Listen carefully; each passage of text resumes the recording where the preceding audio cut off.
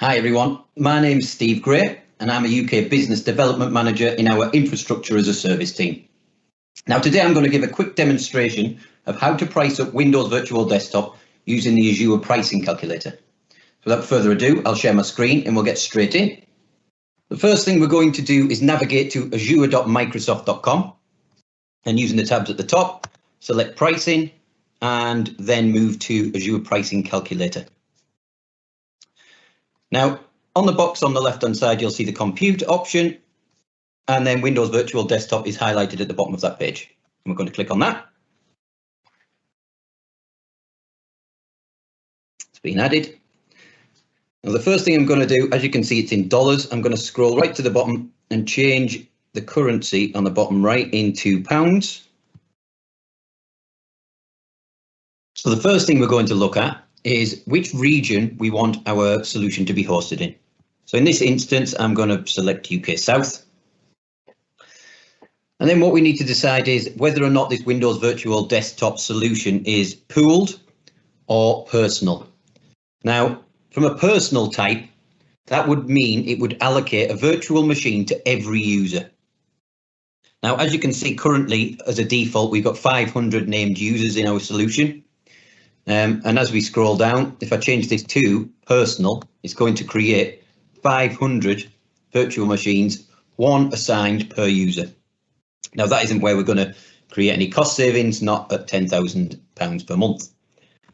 So we're going to change this to pooled. What this means is it will create a selection of virtual machines and the users will be allocated to them where they share the resources of the virtual machines. And also they may be allocated to a separate virtual machine each time, which we'll touch upon in a moment. Now for this demo, I'm going to use the example of 50 users.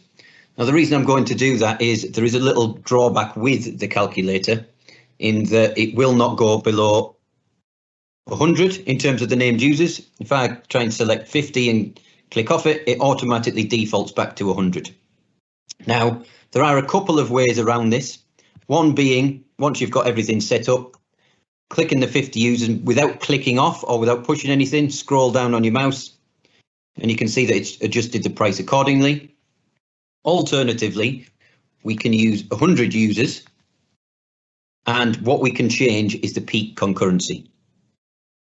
So you would multiply this number by the number of users and that will give how many users are using this at the maximum time.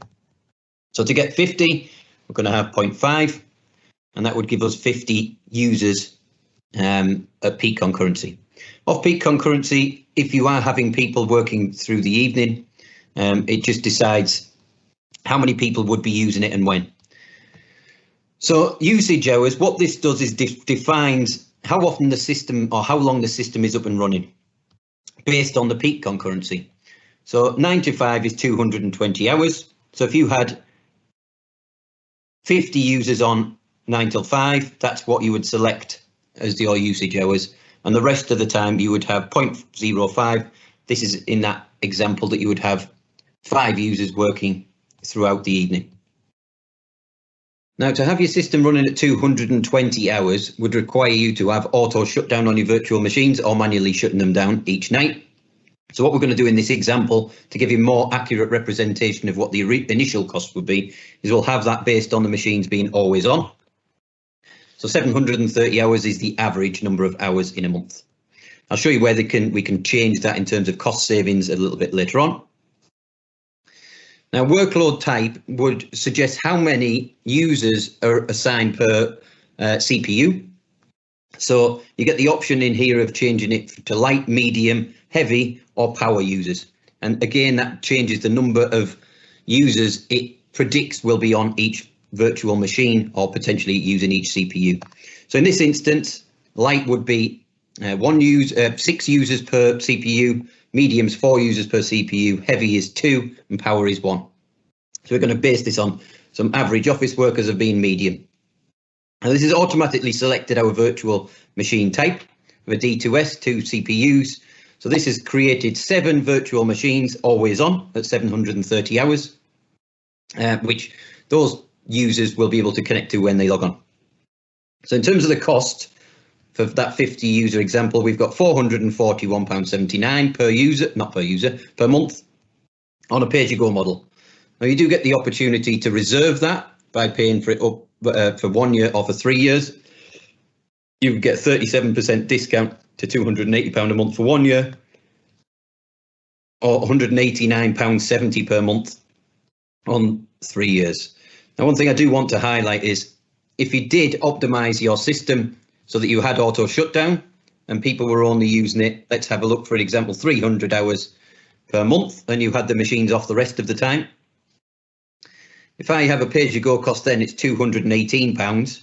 A 1 year reserved still shows us 280, because a reservation cost is based on an always on machine in terms of the savings. So you're basing that reservation as it always been on. Whereas if you optimize your system, there are potentially some cost savings that you can do after that. Hope that makes sense. Now, what other thing we've got to take into consideration is the managed OS disk. So you get the choice of selecting whether it's a HDD, a standard SSD, or a premium SSD, and the size of which on this one I've got 128 gig premium SSDs, 7 of them, 1 per virtual machine. The total cost of £124 per month.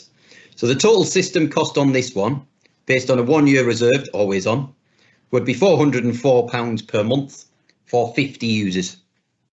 Now, a couple of things to take into consideration. One, whether or not you need a machine for your domain controller in the cloud, which you would have to put on a separate quote.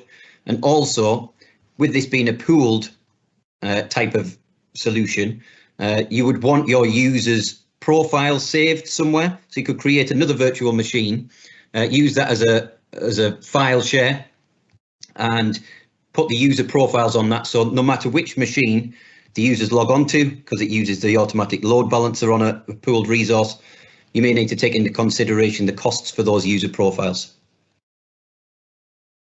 One other thing we need to take into consideration at the end is the cost of the access to Windows virtual desktops. I'll just quickly show here that the requirements you would need to get access to Windows virtual desktops is any of those licenses you can see there. So in the instance we were looking at there, Windows 10 Enterprise Multi-Session, you would need either a Microsoft 365 E3, E5, A3, A5, F3, a 365 Business Premium, Microsoft 365 Business Premium, or any of those Windows SKUs you would need, and you'd need to take them into consideration from a cost perspective on top of the consumption charges that we've just been through. Hope that's helped. If you need any further things, get in touch. Thank you very much. Bye.